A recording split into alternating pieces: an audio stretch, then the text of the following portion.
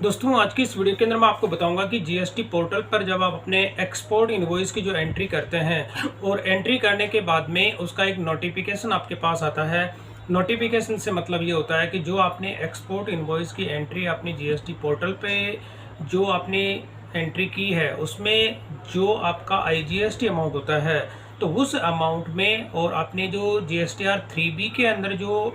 Table होती है यानी 3.1 बी उसके अंदर आउटवर्ड सप्लाई जो होती है उसमें अगर डिफरेंस होता है तो जब तक आपका डिफरेंस अगर नेगेटिव में होता है तो ये वाली जो मेल होती है ये कंटिन्यू आपको रिसीव होती है जब तक कि आप उस लेज़र बैलेंस को जो होता है आपका 0 या ग्रेटर देन नहीं होता है जब तक ये मेल आपको रिसीव होगी। और ये जब तक 3B आप फाइल नहीं करते हैं जब तक ये कंटिन्यू मतलब डे बाय डे आपको जीएसटी पोर्टल से मेल आपको मिलती रहती है। तो इसी को मैं कंप्लीट थोड़ा एक्सप्लेन करूंगा कि ये मेल क्या है और क्यों ये आती है। तो सबसे पहले आप देखेंगे कि इसे मेल का जो सब्जेक्ट है वो है invoice not transmitted to ICEGATE because of negative ledger balance. तो यहाँ पर क्या होता है कि मैंने अपने जीएसटी पोर्टल के अंदर जो दो मेरे ऐसे एक्सपोर्ट के इनवॉइस थे उनकी मैंने एंट्री जो की थी तो उसी के बाकी की कंप्लीट जो गाइडलाइन थी मैं प्रीवियस वीडियोस के अंदर भी इसका एक्सप्लेन कर चुका हूं, लेकिन ये एक मेल का जो नोटिफिकेशन था ये पेंडिंग रह गया था तो इसीलिए मैं यहाँ पे आपको इसका बताना चाह रहा हूँ। तो यहाँ पर आप देखेंगे कि जो आप एक्सपोर्ट की जो इनवॉइस की एंट्री करते हैं उसमें दो तरह के जो प्रोसेस होते हैं, एक होता है विद टैक्स और एक होता है विदाउट टैक्स। अगर आपने एंट्री विदाउट टैक्स के करते हैं तो उस केस में कोई इश्यू नहीं होता है, लेकिन यहाँ पर मेरा एक जो इनवॉइस था विद टैक्स मैंने उसमें पेमेंट किया था। हालांकि उसके बाद मैंने उसको अमेंडमेंट कर दिया था और अमेंडमेंट करने के बाद में मेरा लेजर बैलेंस जो था वो 0 हो गया था। और ये जो जब ये मेल मतलब मुझे रिसीव होने के बाद मैंने उसको अमेंडमेंट किया था और ये मेल का रीज़न क्या है वो भी आपको बता देता हूँ। तो सबसे पहले क्या होता है कि यहाँ पर आप देखेंगे कि सब्जेक्ट मैंने आपको दिखा दिया, सब्जेक्ट के बाद आप देखेंगे कि ये जो मेल आई है यहाँ पर है कि इनका कहना है कि जो आपने जीएसटी पोर्टल पे एक्सपोर्ट इनवॉइस की जो एंट्री की है हम उसको वैलिडेट करने के बाद हमें यह लगा कि इसको जो हम आइस गेट को ट्रांसमिट नहीं कर पाएंगे क्योंकि इसका जो चालान है वो जनरेट नहीं हो पाएगा। ठीक है, ये चीज़ इन्होंने यहाँ पे एक लाइन का मतलब ये हो गया। और यहाँ पे सेकंड नंबर का ये पैराग्राफ है, यहाँ पे इनका कहना है कि यहाँ पर आप देखेंगे कि आपने जो जीएसटीआर 1 की एंट्री आपने उसमें दी है जो आईजीएसटी और सेस अमाउंट होता है वो जो जीएसटीआर 3B जब आप फाइल करते हैं तो उसके अंदर टेबल 3.1 के अंदर वो रिफ्लेक्ट करता है जो कि आउटवर्ड सप्लाई होती है। तो यहाँ पर इनका कहना है कि ये जो सिस्टम जो है उसको ऑटो जनरेट करता है। तो यहाँ पर जब कभी भी आप अपने ये एक्सपोर्ट के इनवॉइस की जो एंट्री करते हैं उसमें अगर आप चेक करेंगे तो जीएसटी की टेबल नंबर 3.1B के अंदर आउटवर्ड सप्लाई के अंदर वो एंट्रीज आपको देखने को मिलती है। तो अब यहाँ पर ये इनका कहना है कि उसके बेस पे इन्होंने इसको वैलिडेट किया है और जीएसटीआर 3B जब आप फाइल करते हैं तो उस केस में क्या होता है कि यहाँ पर उन्होंने साफ साफ लिखा है कि ये जो अमाउंट आपका होता है या इसमें क्या होता है कि जब ये प्रोसेस होता है या तो उसके इक्वल होना चाहिए, मतलब जो भी आपका जो इंपोर्ट और एक्सपोर्ट का जो इनवॉइस आपका होता है यानी कि एक्सपोर्ट इनवॉइस की 6A के अंदर जो एंट्री आप इसमें देते हैं और उसमें जो आईजीएसटी अमाउंट होता है और आपके टेबल नंबर 3.1B के अंदर जो आउटवर्ड सप्लाई के अंदर जो आईजीएसटी अमाउंट होता है या तो उसके सिमिलर हो या 0 हो या ग्रेटर देन हो। 0 होगा तब भी ये चालान जनरेट कर देगा और ग्रेटर देन होगा तो भी चालान जनरेट कर देगा, लेकिन अगर वो नेगेटिव के अंदर हुआ तो ये चालान जनरेट नहीं होगा और ये आइस गेट को ट्रांसफ़र नहीं किया जाएगा। तो यहाँ पर आप देखेंगे कि ये जो होता है टेबल नंबर 3 जो मैंने दिखाया टेबल नंबर 3.1B और इसको जीएसटीआर 3 जो आपने फाइल करते हैं उसको ये पूरा वैलिडेट करता है। और वैलिडेट करने पर मैंने आपको पूरा बताया था कि जीएसटीआर 1 के अंदर आप देखेंगे कौन कौन सी ऐसी टेबल थी जो मैंने अभी आपको बताया कि टेबल नंबर 6A जो कि आपका एक्सपोर्ट इनवॉइस की एंट्री होती है, 9A के अंदर आप उसको अमेंडमेंट करते हैं और बाकी दूसरी टेबल्स ही होती है। ये जीएसटीआर 1 जब आप फाइल करते हैं उस केस में यानी कि आपने जो एंट्री की है इन टेबल्स के अंदर जीएसटीआर 1 के टाइम में और जब आप 3B फाइल करते हैं तो उस टाइम पे ये वाली टेबल है तो इनके अंदर से दोनों का डाटा सिस्टम ऑटोमेटिक इसको चेक करता है और चेक करने के बाद में जो आप देखेंगे कि यहाँ पर इसने चेक किया और चेक करने पर कह रहा है कि आपका जो इनवॉइस होता है उसके अंदर कंप्लीट यानी कि शिपिंग बिल, पोर्ट की डिटेल जो होती है, ये वाली जो आप देखेंगे उसके अंदर जो है वैलिडेट इसमें नहीं हुआ है। तो यहाँ पर इन्होंने साफ साफ लिखा अगर वो एलिजिबल है, एलिजिबल का मतलब ये होता है कि जो आपने GSTR 1 के अंदर एंट्री की है और 3B के अंदर आपस में लेजर अगर उसमें 0 होता है या ग्रेटर देन होता है, या इसके अलावा आपने जो उसमें कंप्लीट शिपिंग बिल और पोर्ट की डिटेल जो होती है, तो अगर आपने उसमें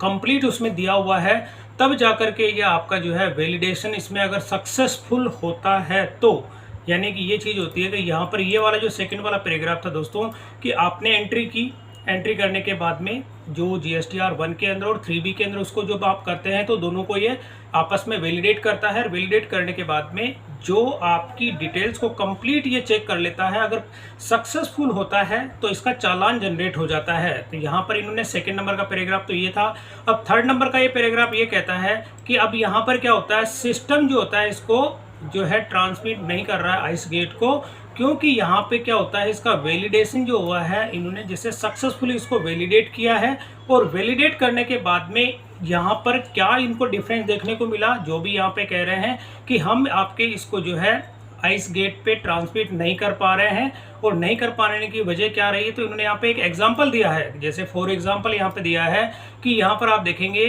कि सम ऑफ पेड जो होता है आपका IGST और सेस अमाउंट जो होता है वो आप देखेंगे कि टेबल नंबर 3.1B जो मैंने अभी आपको बताया था कि टेबल नंबर 3.1B के अंदर जो होता है या तो वो ग्रेटर देन हो और इक्वल हो। आप देखेंगे कि ये ग्रेटर देन और इक्वल दो चीज इन्होंने लिखी है कि या तो वो ग्रेटर देन हो या इक्वल हो, किसके, आपका IGST और सेस अमाउंट जो आपका होता है जो आपने टेबल नंबर 6A 9A और 6B जो अलग अलग टेबल्स की आप एंट्री उसमें करते हैं, तो उन टेबल्स के अंदर जो लेजर के अंदर आप इसमें सेस अमाउंट और लेजर जो IGST अमाउंट आप ऐड करते हैं और जो उसमें देखने को मिलता है, तो दो ही कंडीशन होती है, या तो वो आप देखेंगे कि 0 हो या ग्रेटर देन हो। तो उस केस में ये क्या होगा कि आपका जो आइस गेट पे उसका जो ट्रांसमिट उसको कर दिया जाएगा। तो ये दो कंडीशन उन्होंने बताई थी कि the ledger show difference between the two which is आपने देखेंगे 0 और पॉजिटिव। तो यहाँ पे दो मेन इसमें होते हैं, या तो उसके अंदर क्या होता है 0 होगा या पॉजिटिव होगा, तभी जाके आइस गेट में इसको ट्रांसमिट किया जाएगा। तो अब यहाँ पर इन्होंने कहा है कि ये चीज़ इन्होंने तीसरे नंबर का पैराग्राफ पे ये बता दिया कि भाई हमने इसको वैलिडेट किया, और वैलिडेट करने के बाद में क्या होता है कि हमारी एक टर्म्स एंड कंडीशन होती है कि या तो आपका जो आपने टेबल नंबर 6A 9A और 6B के अंदर जो आपने एंट्री करते हैं और उसमें जो लेजर का जो बैलेंस होता है, और यहाँ पर जो GSTR 3B जब आप फाइल करते हैं उसमें जो 3.1B के अंदर आउटवर्ड सप्लाई आती है, तो उसके अंदर जो IGST अमाउंट होता है और सेस अमाउंट होता है, अगर वो आपके जो इन टेबल्स के अंदर जो आप देते हैं 6A 9A और 6B के अंदर उनका IGST और सेस अमाउंट अगर 0 हुआ सारा का कैलकुलेट करने के बाद में, तब ये इसको वैलिडेट करेगा। अगर ये इसमें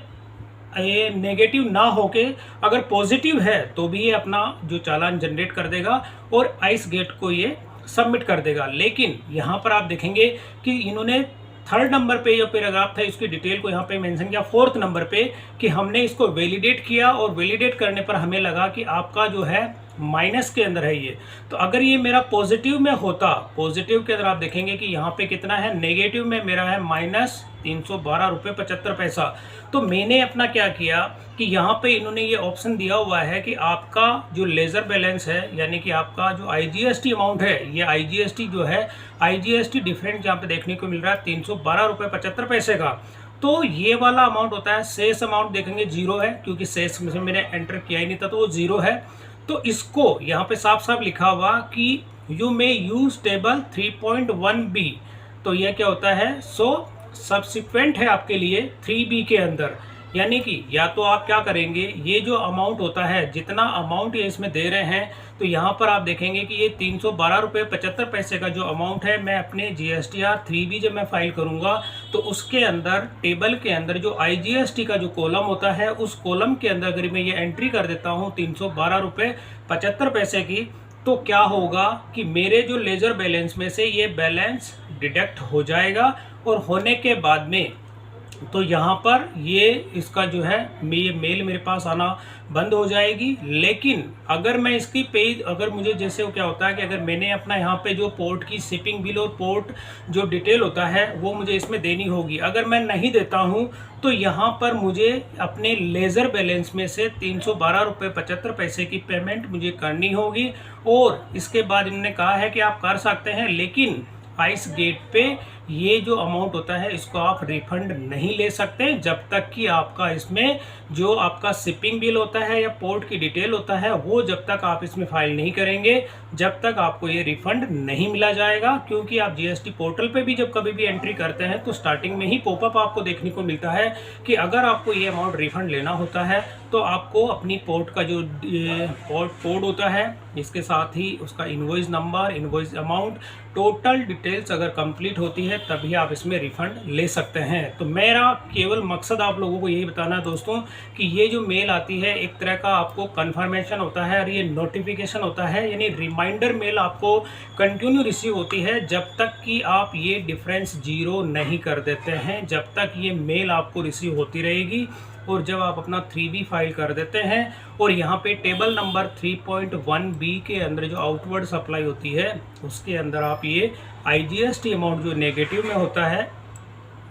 ये वाला बैलेंस आपको वहाँ पे ऐड करना होता है। वो ऐड करने के बाद जैसे ही आप अपना GSTR 3B फाइल करते हैं तो ये वाली जो आपका रिमाइंडर मेल्स जो है वो आना बंद हो जाती है और आपके एक्सपोर्ट इनवॉइस का जो अमाउंट होता है वो आपके लेज़र में से डिडक्ट हो जाता है और गवर्नमेंट को वो पे हो जाता है। लेकिन यहाँ पर अगर आप अपने पोर्ट की कोड की डिटेल और शिपिंग इनवॉइस की डिटेल नहीं देते हैं तो उस केस में आपको रिफंड आइस गेट से नहीं मिलेगा। क्योंकि ये जब तक आपका आइस गेट पे GST पोर्टल से उसका चालान जनरेट नहीं होगा, और